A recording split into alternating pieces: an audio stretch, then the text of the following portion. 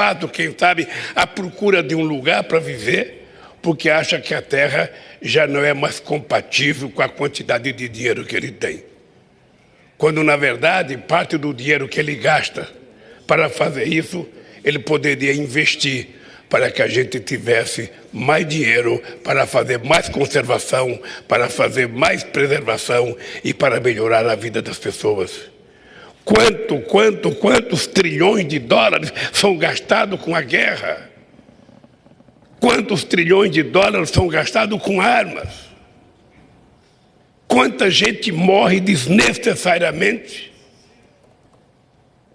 E, de repente, as pessoas, ao invés de olharem para as pessoas mais humildes da periferia dos grandes centros urbanos, para o povo que trabalha no campo e para os indígenas como uma solução do problema, muitas vezes aqueles que detêm o poder nos olham como empecilho.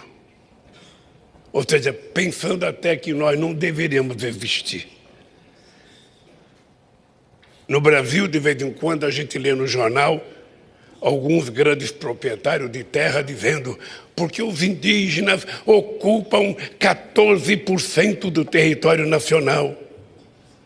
E eles se esquecem que os indígenas ocupavam os 8,5 milhões de quilômetros quadrados, que é o tamanho do nosso país, que não foram os indígenas que invadiram nada, foram os brancos que invadiram a terra indígena. Então, dá a ele o direito de sobreviver, o direito de plantar, o direito de trabalhar, o direito de conservar nossa água limpa para que possa pescar e sobreviver. Ao invés de garantir isso, o que nós estamos vendo são garimpos ilegais destruindo florestas, destruindo reservas, destruindo terras indígenas, matando o índio. A troco do quê? A troco do quê? A troco do enriquecimento de um ou de outro e do empobrecimento de uma nação indígena, que em muitos lugares no Brasil vivia totalmente abandonada. Totalmente abandonada.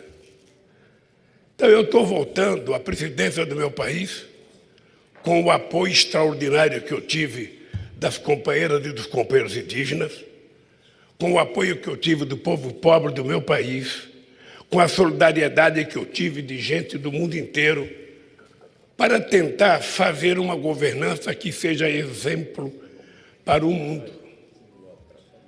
E se eu puder, em algum encontro internacional, representar vocês, levando carta de vocês, levando reivindicação de vocês, por que a sociedade civil tem que se reunir fora da institucionalidade das reuniões da COP?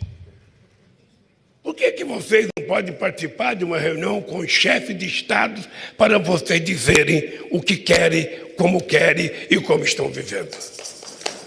Por quê?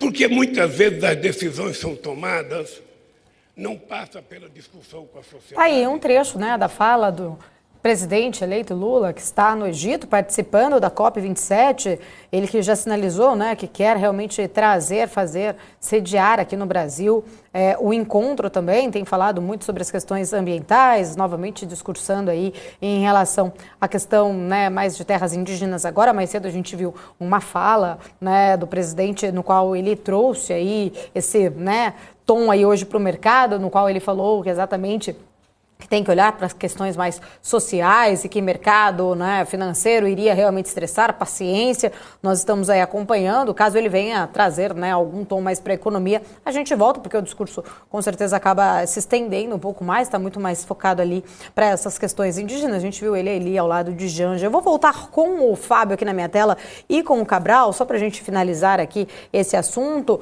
Alguma surpresa aí para vocês em relação às falas de Lula aí, principalmente, né, trazendo a questão do desmatamento? Foi uma das pautas que ele trouxe muito no debate, até inclusive lembro que num dos debates o próprio Bolsonaro mandou ele dar um Google, né, o pessoal em casa dá um Google aí, vê a questão do desmatamento, mas é uma pauta que ele sempre fala muito, né, em relação, e acabou indo aí pro Egito para participar da COP27. Eu queria um pouquinho da análise de vocês em relação a esses discursos do presidente eleito, Fábio.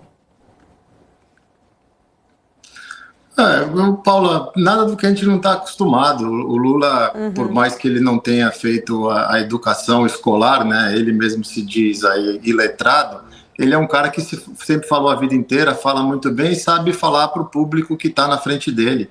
Então isso é uma vantagem que ele tem, se dá muito bem. O discurso dele, para mim, neutro em relação a qualquer coisa que podia afetar o mercado.